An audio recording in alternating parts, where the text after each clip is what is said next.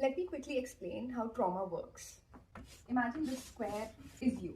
Now imagine that there is a big balloon in that square, and this is the traumatic experience that you went through. Okay. Now, basically, when the traumatic experience takes so much space, then how much space is really left for things like self-esteem, self-love, romantic relationships, office work that you really have to show up for, and forget your hobbies, right? Family, the trauma takes up a huge chunk of your existence, day in and day out. Now imagine that you learn how to address this trauma. The balloon starts de-inflating, it becomes smaller. The better you address it and the better you learn how to regulate it, the trauma that comes from the traumatic experience, it de-inflates more. And eventually it becomes something that is manageable.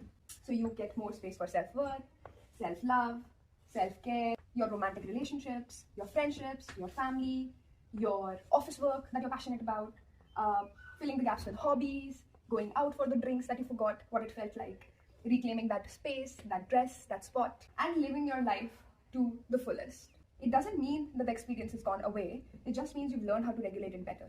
So, whenever there's a trigger, the trauma can de-inflate, maybe not to this extent, maybe to this extent, depending upon the trigger and your regulatory capacity. But once you regulate it, it's gonna de-inflate, and you can still live a fuller life without having to compromise on the quality of that life.